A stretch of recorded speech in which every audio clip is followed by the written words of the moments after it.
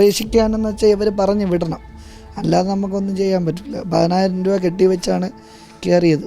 10,000 രൂപ കടവും വാങ്ങിച്ചിട്ടാണ് കയറിയത്. എന്നിട്ട് ബസ്സിലാണ് യാത്ര ചെയ്യുന്നത്. എന്താണെന്ന് വെച്ചാൽ ബൈക്കിൽ പോയി കഴിഞ്ഞാൽ ഇനി ഏതെങ്കിലും വണ്ടി കൊണ്ടൊന്ന് ഇടിച്ചു കൊന്ന് അങ്ങനെയൊക്കെ പേടിയുണ്ട്.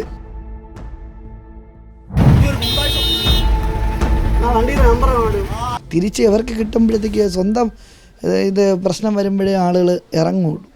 അവനവന് വരുമ്പോഴത്തേക്ക് അതിൻ്റെ വിഷമം അറിയുള്ളൂ.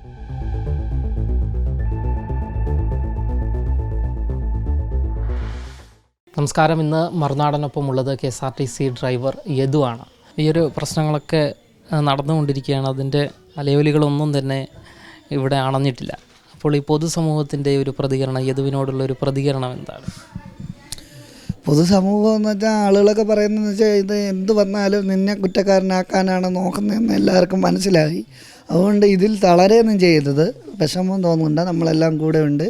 ഇന്ന് ഞാൻ സിറ്റിയിലോട്ട് ഇറങ്ങിയപ്പോഴത്തേക്ക് ആളുകൾ പറഞ്ഞത് തന്നെ, മുന്നോട്ട് തന്നെ പോകണം, നിൻ്റെ ഭാഗത്ത് ന്യായമുണ്ട്, ദൈവം നിൻ്റെ കൂടെ ഉണ്ട്, നമ്മളും കൂടെ ഉണ്ട്, ജനങ്ങൾ കൂടെ ഉണ്ട്, പേടിക്കണ്ട, എല്ലാവരും കൂടെ ഉണ്ട്, പേടിക്കേ വേണ്ട, ഇത് മുന്നോട്ട് തന്നെ പോവുക, നിൻ്റെ ഭാഗത്ത് ന്യായം കിട്ടും, ദൈവം നിന്നെ സഹായിക്കും എന്ന് പറഞ്ഞ് ഇന്ന് ഒരു പോറ്റി വരെ ഉൾപ്പെടെ പറഞ്ഞ് ബസ്സിൽ കണ്ട പോറ്റി വരെ ഉൾപ്പെടെ. ഞാനിപ്പോൾ ബസ്സിലാണ് യാത്ര ചെയ്യുന്നത്. എന്താണെന്ന് വെച്ചാൽ ബൈക്കിൽ പോയി കഴിഞ്ഞാൽ ഇനി ഏതെങ്കിലും വണ്ടി കൊണ്ടൊന്ന് ഇടിച്ചു കൊന്ന് അങ്ങനെയൊക്കെ പേടിയുണ്ട്. 2 വീലറിലൊക്കെ പോയി കഴിഞ്ഞാൽ ബസ്സിൽ പൊതുഗതാഗതം മാക്സിമം യൂസ് ചെയ്താണ് പോകുന്നത്.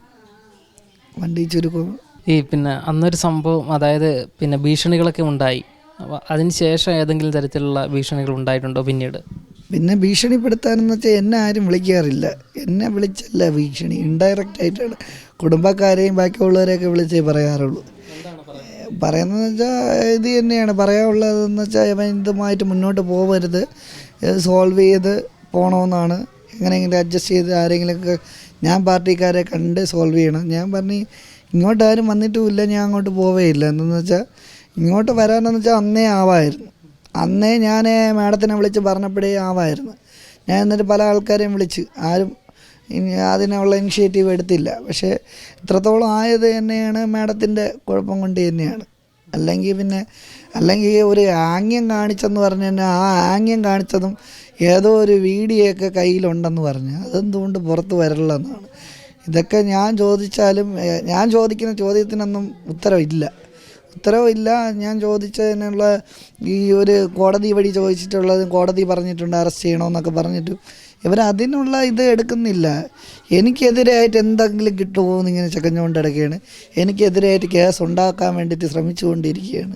അത് തന്നെയാണ് എന്ന് വെച്ചാൽ എന്നെ എങ്ങനെയെങ്കിലും തളർത്തുക, അല്ലെങ്കിൽ എന്നെ എന്തെങ്കിലും കേസിൽ പെടുത്തുക, അതാണ് നടന്നുകൊണ്ടിരിക്കുന്നത്. വേറെ ഒന്നുമില്ല. ഈ പ്രശ്നം ഉണ്ടായതിന് ശേഷം ജോലിയിൽ നിന്നും പൂർണ്ണമായും മാറ്റി നിർത്തപ്പെട്ടിരിക്കുകയാണ്. ഈ വരുമാനം എങ്ങനെയാണ്? വരുമാനം അച്ഛൻ്റെ ഇതിൽ തന്നെയാണ് പോകുന്നത്. അല്ലാതെ വരുമാനം എനിക്ക് വേറെ വരുമാനമൊന്നും ഇല്ല. വരുമാനത്തിന് പോകാൻ ഒരു പ്രൈവറ്റ് ബസ്സിലായാലും വണ്ടി ഓടാൻ പോകണമെങ്കിൽ തന്നെ ഇപ്പോൾ KSRTC എന്നുള്ള ചട്ടക്കൂടെന്നവൻ പറയുന്നില്ലേ, അതിലിരിക്കുന്നിടത്തോളം കാലം നമ്മൾ ആ വണ്ടി ഓടിക്കൊണ്ടിരിക്കുമ്പോഴത്തേക്കും ഒരു വണ്ടി പോകണത് അത് ശരിയല്ല. ഒന്നും പറഞ്ഞു വിടണം. പറഞ്ഞു വിട്ട് കഴിഞ്ഞാൽ ഓക്കെ, നമുക്ക് പോവാം. അല്ലെങ്കിൽ ഇവർ അതിൻ്റേതായിട്ടുള്ള തീരുമാനം എടുക്കുക, കാര്യങ്ങൾ ചെയ്യുക. അല്ലെങ്കിൽ ഞാൻ ഇനി മുന്നോട്ട് എനിക്ക് KSRTC ഉപദ്രവിക്കണമെന്ന് അങ്ങനെ ഒരു ഇതുമില്ല. പക്ഷേ എനിക്ക് മുന്നോട്ട് ജീവിക്കണമെങ്കിൽ, മുന്നോട്ട് പോകണമെങ്കിൽ സാമ്പത്തികപരമായിട്ടുള്ള പ്രശ്നങ്ങളുണ്ട്. അപ്പോൾ അതുകൊണ്ട് മുന്നോട്ട് പോകണമെങ്കിൽ എന്തായാലും KSRTC എന്തുകൊണ്ട് ജോലിക്ക് എടുത്തില്ല എന്ന് പറഞ്ഞ് കോടതി വഴി ഒരു മൂവ്മെൻറ്റ് നടത്തണം. അല്ലെങ്കിൽ ഇത്രയും ദിവസത്തെ ഒന്നീ മാഡം അല്ലെങ്കിൽ MLA സാറോ ഇതുമായിട്ട് ബന്ധപ്പെട്ട ആൾക്കാരോ അല്ലെങ്കിൽ KSRTC അതിനുള്ള ചിലവിന് തരണമെന്നാണ് ഞാൻ പറഞ്ഞു കൊടുക്കാനിരിക്കുകയാണ്. വക്കീലിൻ്റെ അടുത്ത് ചോദിച്ചിട്ട് ചെയ്യണം എന്നുവെച്ചാൽ അല്ലാതെ എനിക്ക് ജീവിക്കാൻ നിവൃത്തിയില്ല. വെളിയിലിറങ്ങുമ്പോഴത്തേക്ക് നല്ല രീതിയിൽ നോക്കുന്ന ആൾക്കാരുണ്ട്, പാർട്ടി സംബന്ധമായിട്ടുള്ള ആൾക്കാർ ഒരുമാത്ത രീതിയിൽ നോക്കി ഭീഷണിയും കാര്യങ്ങൾ ഇങ്ങനെ കാണുമ്പോൾ നമുക്കറിയാമല്ലോ. അതൊക്കെ ഉണ്ട്. പൊതുവേ വെളിയിലിറങ്ങാനും ഒരു നിവൃത്തിയില്ലാത്ത അവസ്ഥയാണ്. മറ്റെവിടുന്നെങ്കിലും ജോലി ഓഫർ എന്തെങ്കിലും ഇല്ല. അന്ന് വന്നത് പോലെ തന്നെയാണ്. പക്ഷേ ഞാൻ ഇങ്ങനെ പറഞ്ഞില്ലേ, ചട്ടക്കൂട് എന്ന് അവൻ പറഞ്ഞ പോലെ തന്നെയാണ് ഞാൻ പറയുന്നത്. KSRTC തന്നെ അങ്ങനെയാണ്. നമ്മളൊരു സ്ഥാപനത്തിൽ നിൽക്കുമ്പോൾ അതിൻ്റെ നമ്മൾ ഉപേക്ഷിക്കാനെന്ന് വെച്ചാൽ ഇവർ പറഞ്ഞു വിടണം, അല്ലാതെ നമുക്കൊന്നും ചെയ്യാൻ പറ്റില്ല. 10,000 രൂപ കെട്ടിവെച്ചാണ് കയറിയത്. 10,000 രൂപ കടവും വാങ്ങിച്ചിട്ടാണ് കയറിയത്. എന്നിട്ട് നമ്മൾ ഇത്രയും കാലം 2 വർഷമായിട്ട് വണ്ടി ഓടിയിട്ടും ഇത്രയും ചീത്തപ്പേര് കേട്ടിട്ടില്ല. 9 വർഷം പ്രൈവറ്റ് ബസ് ഓടി. പെണ്ണുങ്ങളാണ് ഏറ്റവും കൂടുതൽ ഫ്രണ്ട് ഇരിക്കുന്നത്. ഇന്നേ വരെ ഒരു ആംഗ്യം കാണിച്ചെന്നോ ഒരു പ്രശ്നമോ ഒരു കേസോ എനിക്കില്ല. അപ്പോൾ അങ്ങനെയുള്ള ഞാൻ ഇനിങ്ങനെ പുറത്തുകൂടെ ഒരു കാറിൽ പോയ ഒരു സ്ത്രീയോ അല്ലെങ്കിൽ ഒരു കുടുംബമോ പോയെന്ന് പറഞ്ഞ് തടസ്സം വയ്ക്കാറില്ല. പൊതുവേ വണ്ടികളൊക്കെ പോകുന്നതാണ്. തൃശ്ശൂർ വരെ ഓടി വന്ന വണ്ടിക്ക് ഒരു പ്രശ്നവുമില്ലായിരുന്നു. പക്ഷേ പട്ടം തൊട്ട് അങ്ങോട്ട് എൻ്റെ സ്വഭാവം അങ്ങ് മാറിയെന്നാണ് പറയുന്നത്. അതെങ്ങനെയാണെന്ന് എനിക്കറിഞ്ഞൂടാ. എൻ്റെ അടുത്ത് വണ്ടി കൊണ്ടുവന്ന് ഇങ്ങനെ കുത്തിച്ചവിട്ടി ഫ്രണ്ടിൽ കൊണ്ടുവന്ന് കളിച്ച് പോയി കഴിഞ്ഞാൽ ഞാനെന്നല്ല ഏതൊരു ഡ്രൈവർ ഇത്രയും ദൂരം ഓടി ക്ഷീണിച്ച് വരുന്നതാണ്. അത് ഞാൻ ആ കോൾ റെക്കോർഡിലും പറയുന്നുണ്ട്. അവരുടെ അടുത്ത് നല്ല രീതിയിൽ താഴ്ന്ന് സംസാരിച്ചിട്ടും ചെയ്തിട്ടുണ്ടെങ്കിൽ സോറി എന്ന് പറഞ്ഞതാണ് മാഡത്തിന് ഇഷ്ടപ്പെടാത്തത്.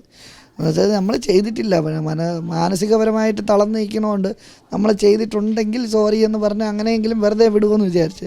പക്ഷെ രാത്രി 10 തൊട്ട് പിറ്റേ ദിവസം രാവിലെ 10 വരെ എന്നെ അവിടെ പിടിച്ച് നിർത്തി. അത് കഴിഞ്ഞ് ബസ്സിനെ കണ്ടു എന്ന് ഒരു 111 ബസ് അവിടെ കിടന്നു. അതിൻ്റെ സൈഡിൽ കൂടെ പോയതിനാണ് ഈ മെമ്മറി കാർഡ് എൻ്റെ എടുത്തെന്ന് പറയുക. മെമ്മറി കാർഡ് എടുക്കണമെങ്കിൽ ഈ വണ്ടി ആ 4:30 സമയത്ത് വണ്ടി തൃശ്ശൂർ പോയി കഴിഞ്ഞു. ഞാൻ ആ സമയത്ത് അവിടെ ചെന്നപ്പോഴത്തേക്ക് ബസ്സില്ല. പിന്നെ അതിനും കുറ്റം എനിക്കായിരുന്നു. ഇതൊക്കെ ന്യായമായിട്ടുള്ള കാര്യമല്ല. പക്ഷേ എല്ലാത്തിനും ദൈവമുണ്ട്. അതാണ് എൻ്റെ ഒരു ഏകാശ്രയവും കോടതിയും ദൈവവും. പിന്നെ കുറച്ച് ജനങ്ങൾ കൂടെ ഉണ്ട്. ഇതിലൊന്നും പെടാത്ത കുറേ ജനവിഭാഗം ഉണ്ടല്ലോ. അതാണ് എനിക്ക് ഇനി അടുത്ത പ്രാവശ്യം തൊട്ട് വോട്ടിടണമെന്ന് തന്നെ ഞാൻ ചിന്തിക്കേണ്ടിയിരിക്കുന്നു. പ്രാവശ്യം ഞാൻ വോട്ടിട്ട്, പക്ഷേ ഇനി വോട്ടിടണമെന്ന് ഞാൻ ചിന്തിക്കേണ്ടിയിരിക്കുന്നു. എന്ന് വെച്ചാൽ നമ്മൾ പാർട്ടി നോക്കാതെ വോട്ട് കൊടുക്കുന്ന ആൾക്ക്. അപ്പോൾ നമ്മൾ അത് ആളെ നോക്കി വോട്ട് കൊടുക്കുന്നതാണ്. എന്നിട്ട് നമുക്ക് ആ ഒരു നീതി ഇല്ല. എന്ന് വെച്ചാൽ ഇന്ന് എനിക്ക് വരാം, ഇന്ന് എനിക്കുണ്ടാവും, നാളെ ഈ ജനങ്ങളെ തിരിച്ച് ഇവർക്ക് കിട്ടുമ്പോഴത്തേക്ക് സ്വന്തം ഇത് പ്രശ്നം വരുമ്പോഴേ ആളുകൾ ഇറങ്ങുള്ളൂ.